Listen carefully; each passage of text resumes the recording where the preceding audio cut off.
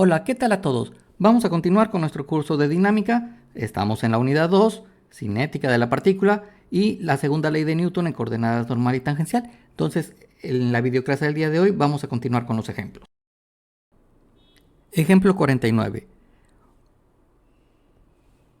Un candidato a astronauta con un peso de 150 libras se somete a una prueba en una centrifugadora de 10 metros de radio. La centrifugadora gira en el plano horizontal, parte desde el reposo en tiempo igual con 0 y tiene una aceleración angular constante de 0.2 radianes sobre segundo cuadrado. Determine la magnitud de la fuerza horizontal ejercida sobre él por la centrifugadora, inciso A, en tiempo igual con 0, inciso B, en tiempo igual con 10 segundos. Bueno, tenemos aquí el dibujo de la centrifugadora, está vista desde arriba. El candidato astronauta iría aquí adentro. Entonces, el radio de giro, este 10, quiere decir que está girando en esta dirección la centrifugadora, ¿no? Se sale por un lado del papel. Ese es su radio de giro. Entonces, tenemos aquí que la componente normal, aquí le puse tanto de la aceleración como de la fuerza, van dirigida hacia acá. Recuerden que la componente normal siempre apunta hacia el centro de rotación, que sería aquí. Y la componente tangencial, bueno, como su nombre lo indica, pues tiene que ser tangente a la trayectoria. Esta es la trayectoria circular, y ahí está la tangente. Entonces, tanto la aceleración como la fuerza tangencial van en esa dirección. Y digo que hacia arriba porque me están indicando que el giro viene hacia acá. Bueno, ¿qué datos me dieron? Me dijeron que el peso del astronauta es 150 libras.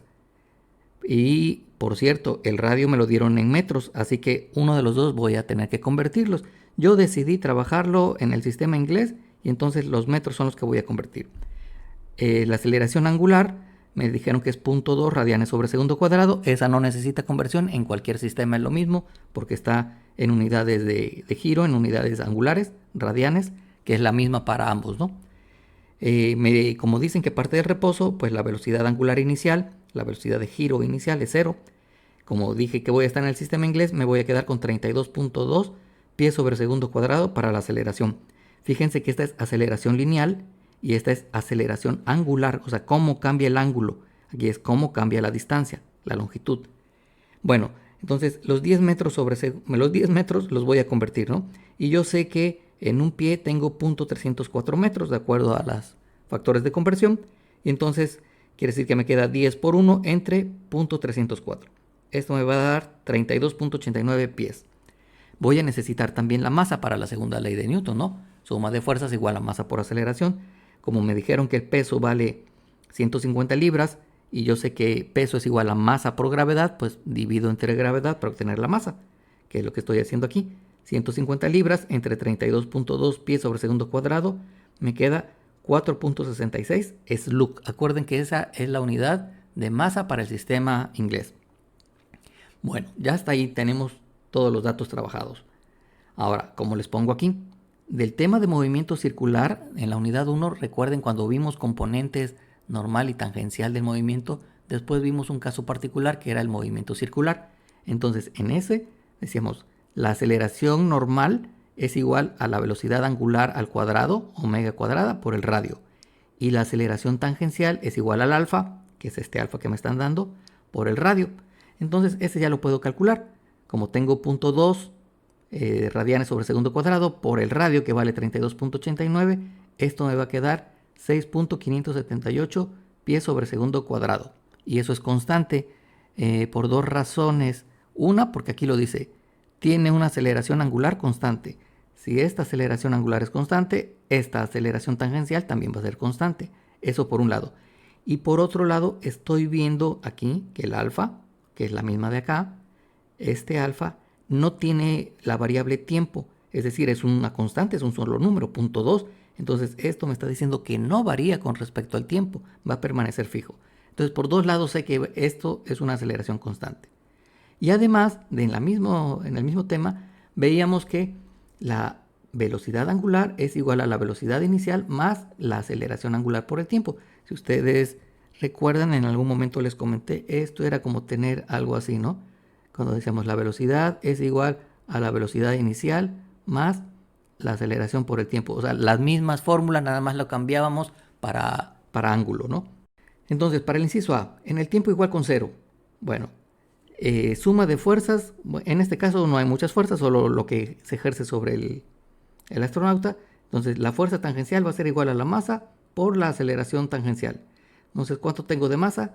4.66 por la aceleración tangencial, 6.578. Eso me da 30.7 libras. Luego, en ese tiempo cero, esto no ha empezado a moverse. Ya tiene una aceleración tangencial, pero todavía no se mueve. Entonces, no hay velocidad angular. Por lo tanto, no hay aceleración normal porque no puedo hacer este cálculo, ¿no? Y entonces, la fuerza normal pues me va a dar 0. Y la fuerza que actúa, la fuerza horizontal, que sería la resultante de estas dos, ¿no? Vamos a ponerlo aquí así, ¿no? Esta resultante que viene para acá. Esa sería F. Entonces, bueno, en este caso, pues, que como al fin resultante sería ft al cuadrado más f normal al cuadrado, pero como esta vale 0, pues simplemente es f de t al cuadrado y le saco raíz, pues me va a volver a quedar f de t. Entonces, ahí está para el inciso A, cuando el tiempo vale 0.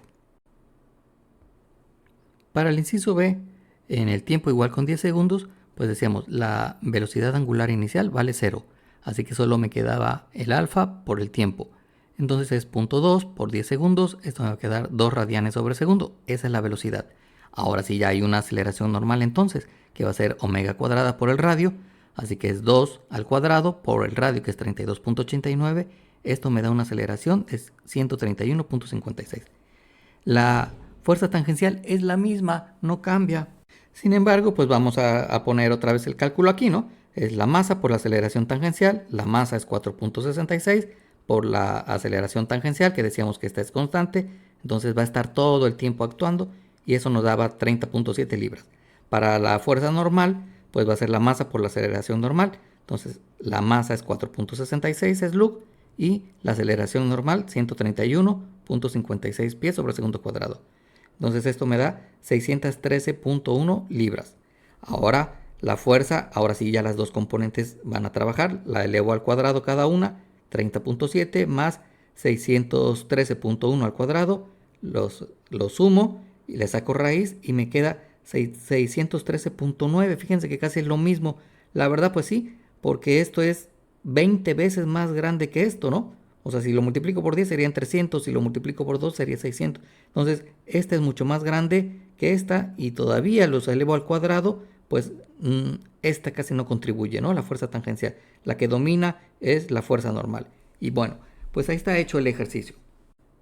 Ejemplo 50. En estudio de diseños preliminares para un automóvil de energía solar, se estima que la masa del vehículo y el conductor será de 100 kilogramos y el par de torsión producido por el motor resultará en una fuerza tangencial de 60 newtons sobre el automóvil. Suponga que el vehículo parte desde reposo sobre la pista en A y está sometido a una fuerza tangencial constante de 60 newtons. Determine la magnitud de la velocidad del automóvil y la componente normal de la fuerza sobre el vehículo cuando llega a B. Bueno, entonces aquí está la pista. En el tramo recto tengo 200 metros. Yo le agregué aquí un puntito A', porque aquí solo hay un A, para indicar los cálculos que voy a hacer, ¿no? Entonces el automóvil viene aquí, dice que suponga que la fuerza que produce el par de torsión es una fuerza tangencial, es decir, es paralela aquí, viene en esta dirección y luego va a tomar la curva, ¿no? Entonces nos piden que cuando está en este punto B, cuánto vale su velocidad y la componente normal de la fuerza sobre el vehículo. Bueno, ¿qué datos me dan? Me dijeron que la masa del vehículo y el conductor son 100 kilogramos, que la velocidad inicial vale 0 porque parte del reposo. Yo le llamé a esto delta X, al tramo que tengo aquí, los 200 metros, ¿no? El radio de curvatura, pues serán 50 metros y que una fuerza tangencial de 60 newtons. Fíjense, en el tramo recto de A a B, bueno, yo puedo decir que fuerza igual a masa por aceleración. Aquí esta fuerza tangencial no la estoy metiendo a masa por aceleración tangencial porque no estoy en un movimiento curvo. Aquí es una aceleración en línea recta, ¿no? O sea, yo diría una aceleración que viene aquí así. Ahí no tiene nombre de normal y tangencial, solo es aceleración. Entonces, esa fuerza tangencial es igual a masa por aceleración. Vale 60 newtons, la masa vale 100. De aquí yo puedo despejar la aceleración, paso esto dividiendo, ¿no? que es lo que tengo acá. Entonces va a ser 60 newtons sobre 100 kilogramos. Esto me queda 0.6 metros sobre segundo cuadrado. Ya está la aceleración. En el tramo de curvo de A' acá, bueno, necesito esta distancia primero, esta longitud. Eso, la longitud de arco, la distancia recorrida sería un pedacito del perímetro, ¿no? Y bueno, eso se define que es el radio por el ángulo, pero el ángulo debe estar expresado en radianes. Vamos a ponerle aquí radianes. Entonces, pues el radio vale 50 metros. Lo que yo tengo aquí es un cuarto de vuelta, ¿no? Aquí en este pedazo es un cuarto de vuelta. Una vuelta completa serían 360 grados, pero 360 grados entre 4 son 90 grados y 90 grados son pi sobre 2 radianes. Entonces eso es lo que tengo aquí. Entonces 50 por pi entre 2 me queda 25 pi en metros, ¿no? 25 por 3.14 es lo que me dé. En ese arco, la velocidad que voy a tener yo acá, ¿cuánto va a ser? Pues la puedo calcular con esta fórmula que es parecida a la que manejábamos nosotros para el movimiento rectilíneo. Y voy a decir, la velocidad al cuadrado es igual a la velocidad inicial al cuadrado más 2 veces la aceleración por el delta x, pero aquí me faltó, vamos a agregarle que esta aceleración es una aceleración tangencial. ¿Ok? Porque ya estoy en la curva. Y la aceleración tangencial es la que hace que la velocidad cambie. Vamos a ponerlo por aquí, ¿no? Esto tendría yo aquí la aceleración tangencial y acá vendría la aceleración normal, dirigida siempre hacia el radio, hacia el centro de curvatura, hacia el centro del giro, ¿no? Entonces la aceleración tangencial. Entonces eso me queda... pero me falta aquí explicarles. Cuando yo vengo en esta dirección, esta es una aceleración lineal. Y cuando entro a la curva, esa aceleración lineal se convierte en la aceleración tangencial. ¿Por qué? Si ustedes recuerdan, ¿qué es lo que hace la aceleración aquí sobre el carro? Pues lo que hace es cambiar su velocidad. Y decíamos, en el caso del movimiento curvo, la aceleración tangencial hace eso, cambia la velocidad del cuerpo, mientras que la aceleración normal es la que obliga al cuerpo a meterse en una trayectoria curva, a girar. Entonces, esta aceleración que viene aquí, que es la que va haciendo que la velocidad vaya siendo cada vez más grande, ahora cuando entra a la curva se convierte en la tangencial, porque la velocidad va a seguir cambiando. Por eso puedo decir que esta aceleración tangencial es igual a esta misma aceleración. Entonces es 2 por 0.6 por la distancia, pero la distancia, ¿cuánto vale? Pues lo que tengo desde aquí hasta acá. Entonces, porque aquí empezó con 0. Entonces eso me va a quedar 18.28 metros sobre segundo, ya cuando hago esta operación, ¿no? Con esa velocidad yo puedo sustituirlo aquí. En fuerza normal es igual a masa por aceleración normal. Pero la aceleración normal decíamos que es también velocidad al cuadrado sobre el radio. Entonces tengo la masa, tengo la velocidad, la elevo al cuadrado y divido entre 50. Y entonces la fuerza normal vale 668, ¿no? Y va dirigida también hacia acá. Déjenme que lo ponga en este color, ¿no? Hacia acá va la fuerza normal. Y la otra pregunta que me hacían era por la velocidad, ¿no? La velocidad vale 18.28. Y ahí está hecho el ejercicio. Ejemplo 51. Determina el ángulo de inclinación θ para que las llantas de los autos de carrera no dependan de la fricción para que no se deslicen hacia arriba o hacia abajo de la pista. Suponga que el tamaño de los automóviles es insignificante, que su masa es m y que se desplazan alrededor de la curva de radio r a una rapidez constante v. Bueno, observen que me dieron todo nada más como literales, por lo tanto lo que voy a obtener eso es como una fórmula, es una ecuación porque no tengo ningún valor. Y me están dando aquí una imagen de cómo vienen los autos, el ángulo θ que me piden es este.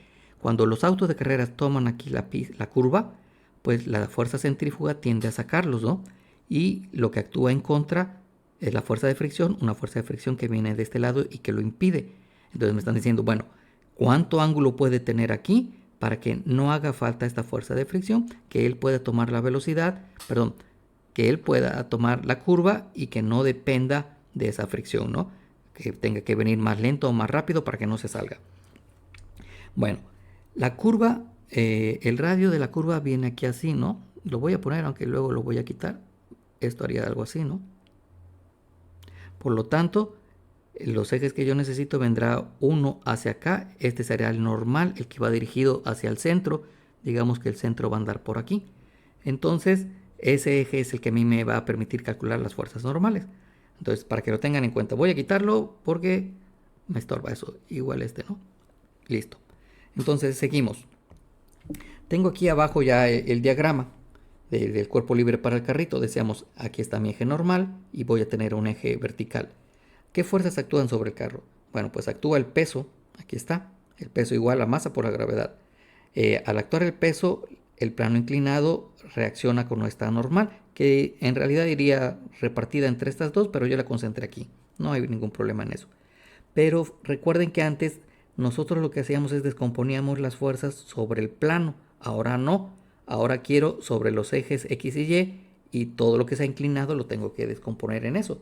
Entonces esta normal va a tener una componente horizontal chiquita que se ve aquí y una componente vertical que se ve acá. ¿Ok? Este ángulo, decíamos, eso sí no cambia. Este ángulo de aquí es el mismo de acá y como están opuestos por esta diagonal, esta vertical es la misma que esta. Entonces el ángulo que tengo aquí es el mismo que tengo acá y me va a permitir calcular pues las componentes estas, ¿no? La NY y la NX. Entonces, para la suma de fuerzas en Y, ¿qué tengo? Pues suma de fuerzas en Y igual a 0 y positivo hacia arriba. ¿Qué fuerzas tengo en el eje vertical? Tengo hacia arriba la componente de la normal. ¿Cuánto valdrá esa? Pues será la normal por el coseno del ángulo, porque sería el adyacente, ¿no? Entonces, n coseno de teta. Y tengo hacia abajo el peso, menos W, igual a 0. Por lo tanto, esto lo puedo pasar al otro lado, pasa positivo, voy a despejar el coseno y entonces esta n la paso dividiendo, me queda coseno de teta. Y aquí el peso lo reemplacé por la masa por la gravedad. Ya está, ¿no? Para la suma de fuerzas en X, que sería ahora mi eje normal, es este eje X, ¿no? Le llame normal ahora. Entonces, bueno, ahí sí hay movimiento, ahí hay una fuerza normal, ¿no? Entonces digo, suma de fuerzas normales igual a masa por aceleración normal. ¿Qué fuerzas tengo yo en ese eje? Pues nada más tengo la componente del peso. Perdón, no la componente del peso, la componente de la normal, que sería la normal por el seno del ángulo. Entonces, la normal por el seno del ángulo. Y ya no tengo ninguna otra fuerza. Entonces, eso tiene que ser igual a la masa por la aceleración normal. Y la aceleración normal sabemos que la puedo poner como la velocidad al cuadrado sobre el radio. Entonces, aquí está. Lo que voy a hacer ahora es despejar otra vez el ángulo, seno de teta. Entonces, esta que está multiplicando, lo paso dividiendo y me va a quedar masa por b cuadrada sobre nr. Eso es el seno de teta. Entonces, divido esto entre esto, porque yo sé que el seno de teta entre coseno de teta es igual a la tangente, ¿no? Que es lo que estoy poniendo aquí. Seno de teta sobre coseno de teta, eso es igual a la tangente. Entonces, ¿cuánto vale el seno? El seno vale esto. ¿Cuánto vale el coseno? El coseno vale esto. Ahí está. Aplico la ley de los extremos, medios por medios, extremos por extremos. Estos me quedan juntos, nr por masa por gravedad, y este por este me queda masa por n por b cuadrada. ¿Qué puedo cancelar? Pues la masa por la normal, ¿no? Aparece tanto arriba como abajo, se cancela, y entonces me queda nada más la velocidad al cuadrado por la gravedad por el radio. Eso es igual a la tangente. Pero yo lo que quiero es el ángulo, no la tangente. Entonces tomo la tangente inversa, ¿no? Para despejar aquí el ángulo. Entonces al tomar tangente inversa se cancela con esto, nada más me queda el ángulo y de este lado me queda tangente inversa de b cuadrada sobre la gravedad por el radio. Entonces cuando yo haga esa operación, me den los valores para esto y multiplique, este es el ángulo que me va a permitir prescindir de la fuerza de fricción. Pues listo, ahí está el ejercicio. Con esto terminamos la videoclase de hoy. Nos vemos en una próxima videoclase y que tengan un excelente día.